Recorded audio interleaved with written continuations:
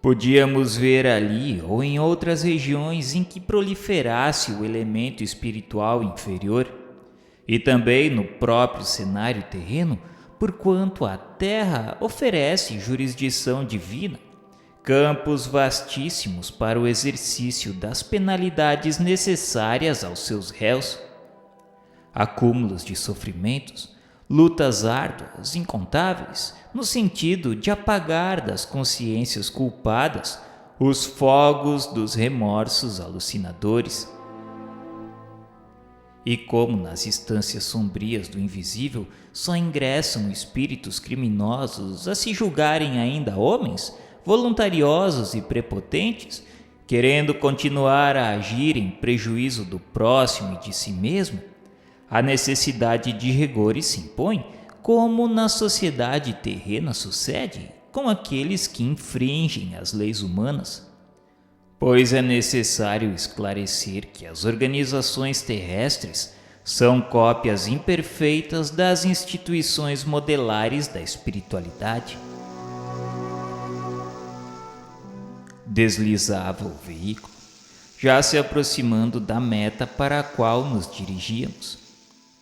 Caiu o silêncio em torno, conservando-nos todos nós pensativos com o que acabáramos de ouvir. Tão simples, tão real se apresentava aquele mundo astral que sua mesma realidade, sua impressionante simplicidade, contribuía para a confusão de nos julgarmos homens quando éramos, na verdade, espíritos.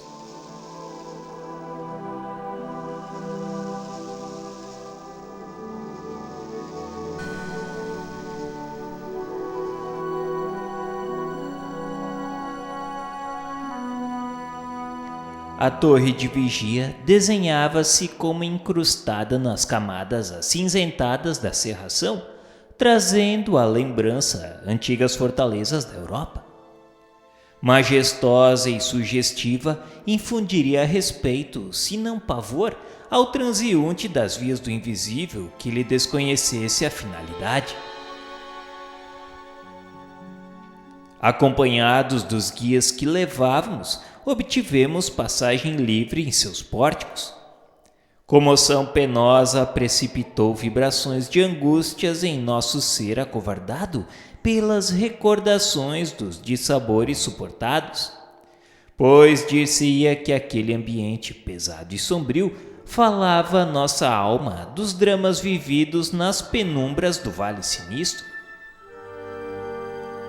A torre era, como sabemos, dependência do Departamento de Vigilância, e conquanto tivesse direção autárquica, havia ela de trabalhar em harmonia com a direção geral daquele departamento, em coesão perfeita de ideias e fraterna solidariedade.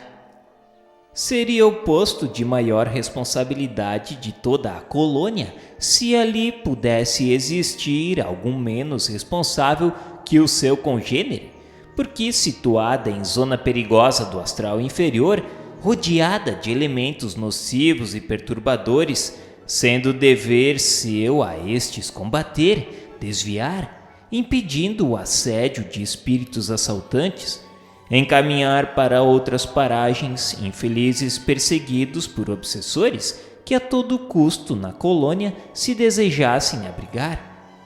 O que não seria possível, porquanto tratava-se de local especializado para alojamento de suicidas. A direção interna achava-se a cargo de um ex-sacerdote católico português.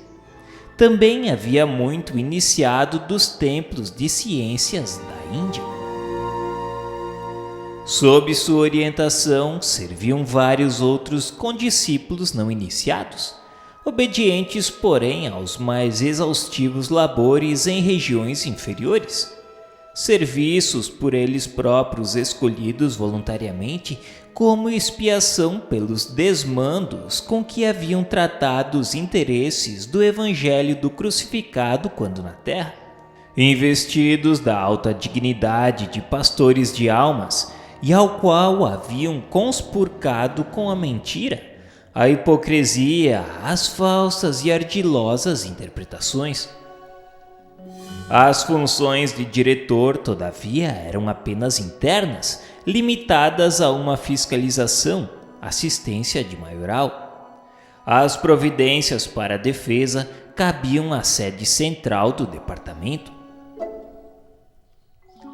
Recebidos por assistentes amáveis, fomos imediatamente conduzidos à sala da diretoria e apresentados por nossos bons amigos de Canalejos, os quais, por sua vez, apresentaram a credencial fornecida por Teócrito, solicitando a visita que tanto convinha aos grupos que iniciavam instrução.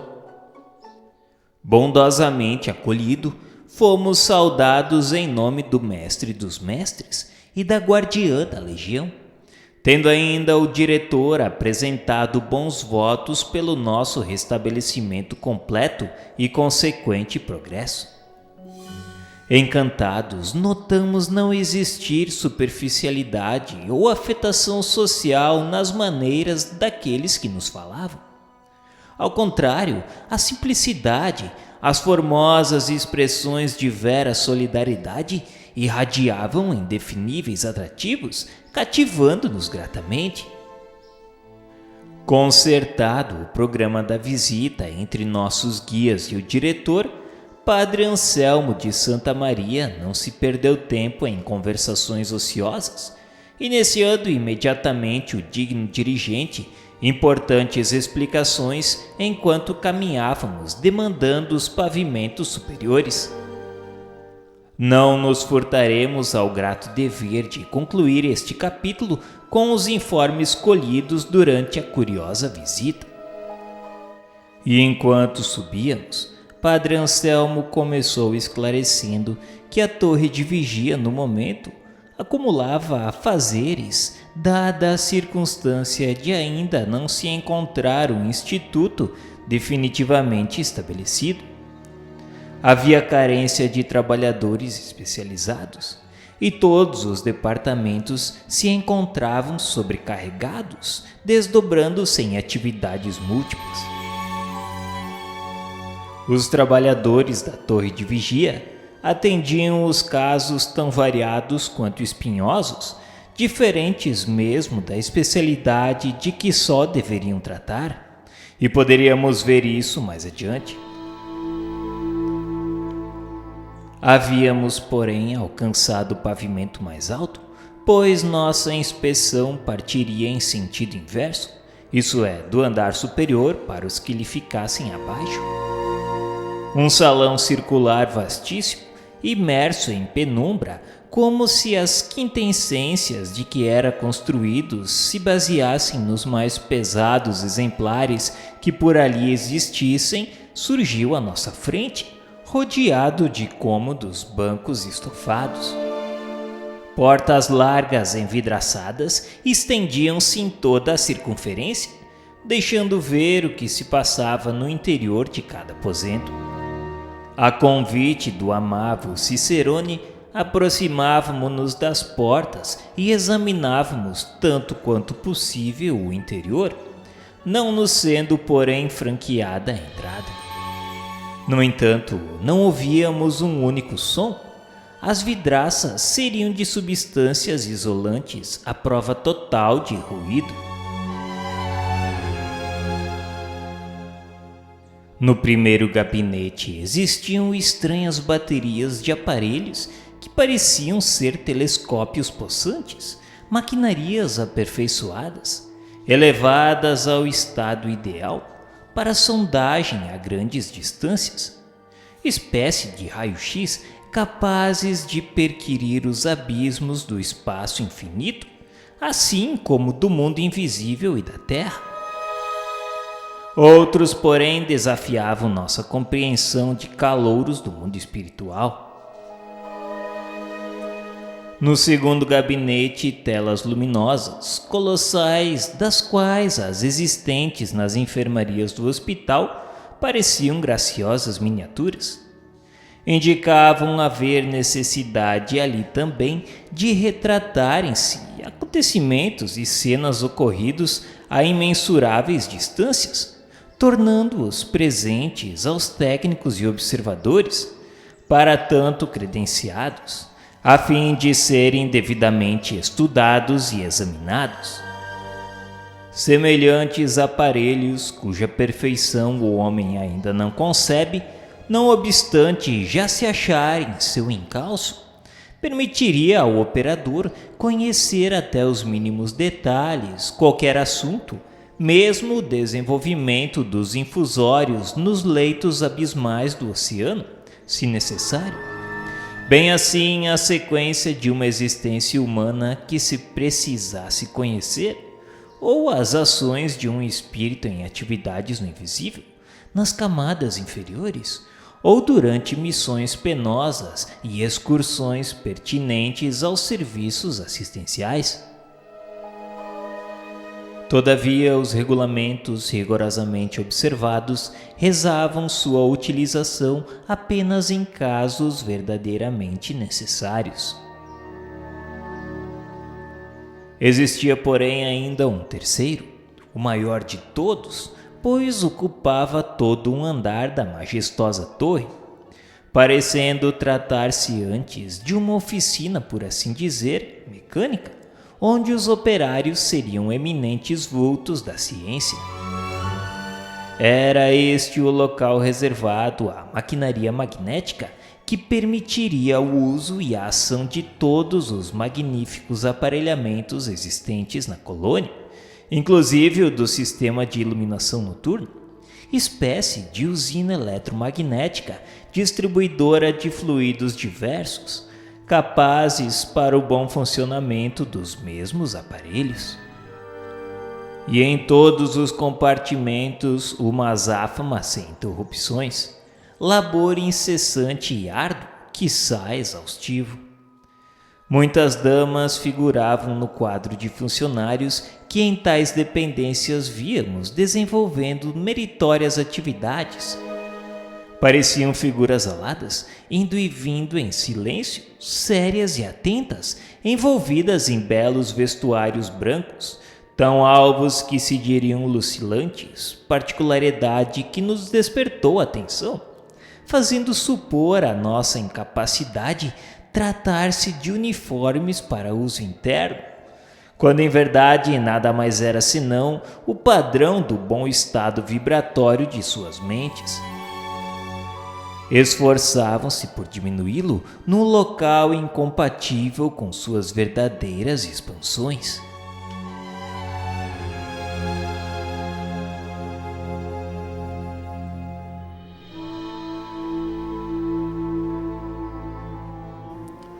Esta fortaleza, a qual pertence não só a torre de vigia, como as demais que aqui se vêem, aquartela o regimento de milicianos e lanceiros especializados, que fazem a sentinela e defesa da mesma contra possíveis contratempos partidos do exterior. Muitos dos integrantes desse regimento são discípulos da iniciação cristã popular e ensaiam os primeiros passos na senda dos labores edificantes, caminho da redenção.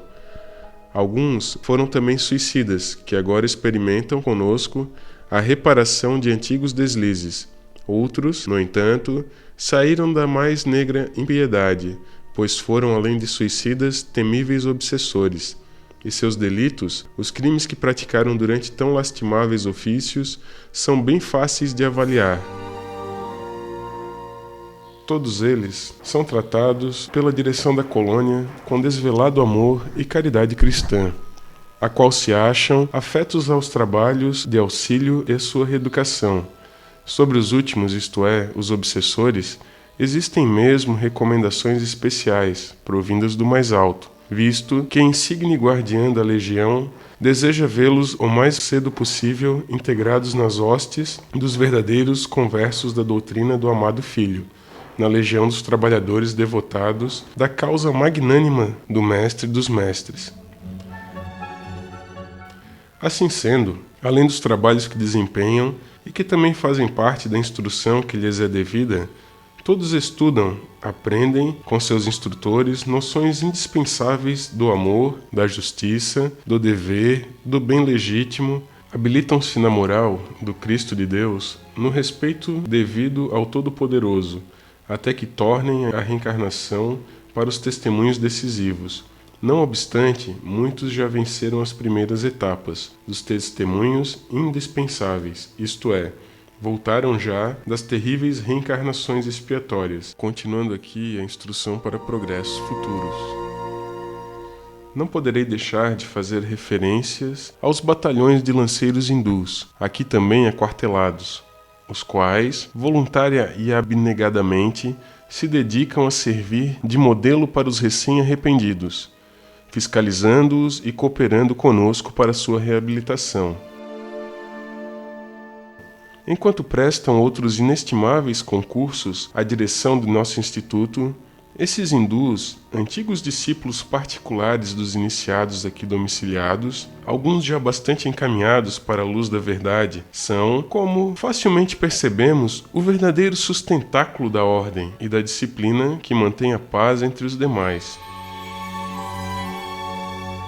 Nossa vigilância há de ser incansável, rigorosa, minuciosa, dada a zona de desordens em que se encontra situada a nossa instância, avizinhando-se da terra e desta recebendo seus múltiplos reflexos perturbadores, das gargantas sinistras, onde se localiza o vale em qual aglomeramos nossos futuros hóspedes, das regiões inferiores, onde prolifera o elemento maldoso proveniente das sociedades terrenas, e das estradas por onde perambulam hordas endurecidas no mal, cuja preocupação é seduzir, bandeando para essas suas hostes espíritos incautos e inexperientes como vós. Tudo isso sem nomear as ondas malignas, invisíveis de fluidos e emanações mentais que sobem da terra, engrossando as do invisível inferior, e às quais desta torre damos caça como o faríamos a micróbios edêmicos de peste.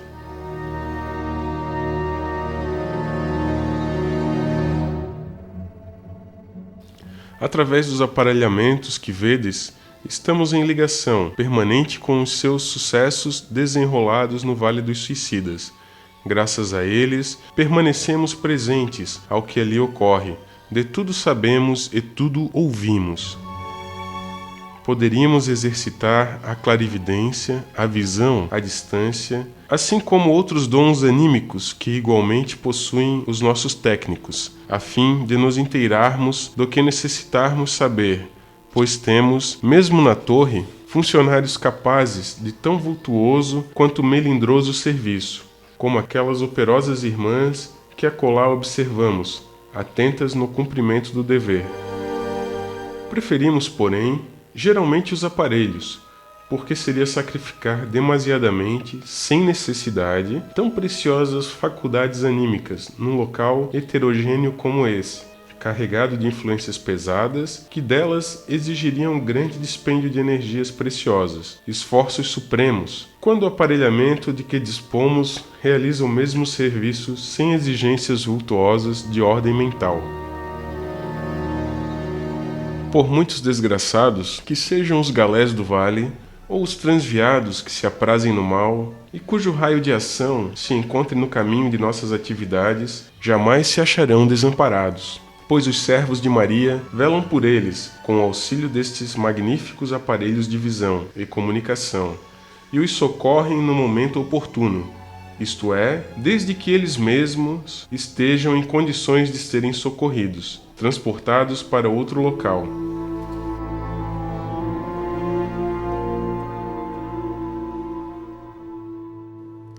Padre Anselmo, com sua experiência adquirida através de anos de lutas e dedicação na torre, continuou nos esclarecendo que existia para isso, porém, uma como fatalidade a extrair-se mesmo do ato do suicídio contra as suas atribuladas presas, a qual impediam estas de serem socorridas com a presteza que seria de esperar da caridade própria dos obreiros da fraternidade.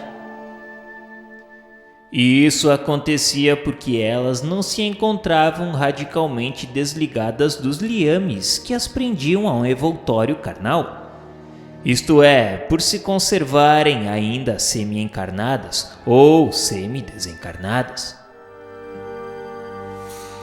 O nobre irmão explicou que as potências vitais que a natureza divina imprimiu em todos os gêneros da criação, e em particular no ser humano, agem sobre o suicida com todas as energias da sua grandiosa e sutil atividade. E isso graças à natureza semimaterial do corpo astral que possui, além do envoltório material. Viverá ele assim da vida animal ainda por muito tempo, a despeito mesmo, em vários casos, da desorganização do corpo de carne. Palpitarão nele, no suicida, com pujança impressionante, as atrações vivíssimas da sua qualidade humana, até que as reservas vitais fornecidas para o período completo do compromisso da existência se esgotem por haver atingido a época prevista pela lei da desencarnação. Então a normal quão deplorável situação permanecerá o suicida sem que nada se possa fazer a fim de socorrê-lo, apesar da boa vontade dos servos de Maria. Era assim que acontecia, e nós éramos prova daquilo. É lei rigorosa, incorruptível, irremediável, porque perfeita e sábia, a nós cumprindo procurar compreendê-la e respeitá-la, para não nos infelicitarmos pelo intento que tivermos de violá-la.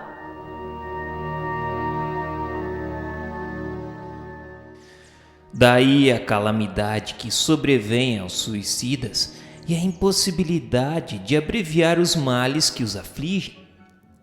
O que lhes sucede é um efeito natural da causa por eles próprios criada, pois se colocaram na melindrosa situação de só o tempo poder auxiliá-los. E o que a benefício deles se pode fazer é feito sem medir sacrifícios. É por isso que, em ocasião justa e adequada, organizam-se expedições de missionários voluntários, que até seu inferno desçam a fim de encaminhá-los para aquela instituição onde eram asilados e devidamente orientados para o respeito a Deus, de quem não se lembraram jamais quando homens. Padre Anselmo explicou que ainda em hora aprazada do dia se reúnem os socorristas e os demais colaboradores da colônia para o cultivo de orações em seu benefício, irradiando centelhas benéficas de suas vibrações em torno das mentes superexcitadas dos suicidas, procurando abrandar as ardências dos sofrimentos que experimentam com suaves intuições de esperança.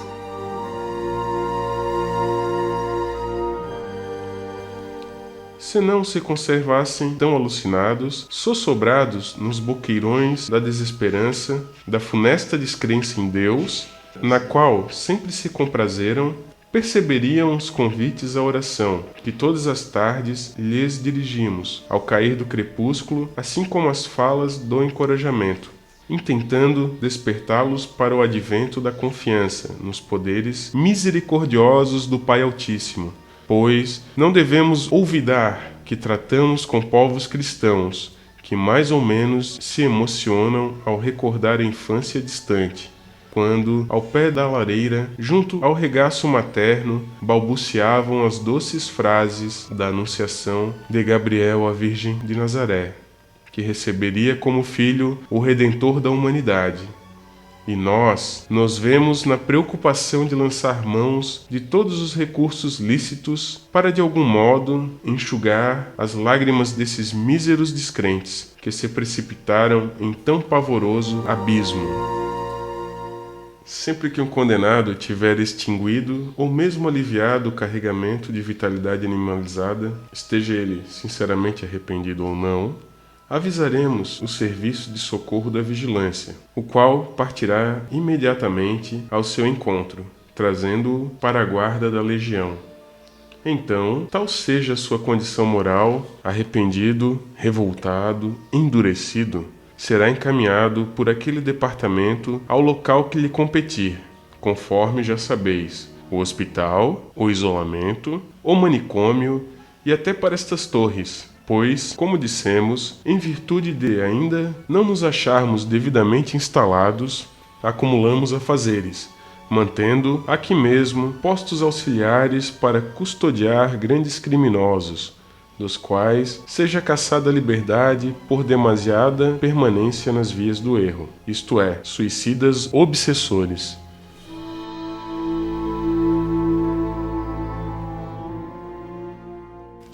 Com nossos aparelhos de visão à distância, clarividente, magnético e mecânico, os quais atrairão até nossa presença os fatos e as cenas que precisamos conhecer, selecionando-as de outros tantos, graças às disposições lúcidas com que são movimentados por nossos técnicos. Assim como o ímã poderoso atraindo as estilhas do aço, localizamos aquele que deverá ser socorrido. Traçamos o esquema do trajeto, apresentando-o em seguida à diretoria da vigilância. Esta fornece os elementos para a expedição e arrebatamos, com o favor de Deus e o beneplácito do seu unigênito, mais uma ovelha das garras do mal.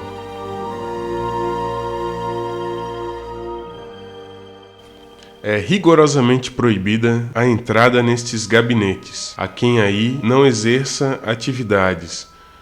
Por essa razão, não vos convidarei a uma inspeção minuciosa no conjunto do aparelhamento. Os funcionários são espíritos de escola, missionários do amor, técnicos especializados no gênero do serviço, os quais, podendo desenvolver operosidades em esferas floridas de luz e de bênçãos, preferem descer aos báratros sombrios da desgraça para servirem por amor ao Mestre Divino, a causa sacrossanta dos seus irmãos inferiores e infelizes, verdadeiros anjos guardiães dos infortunados por que velam.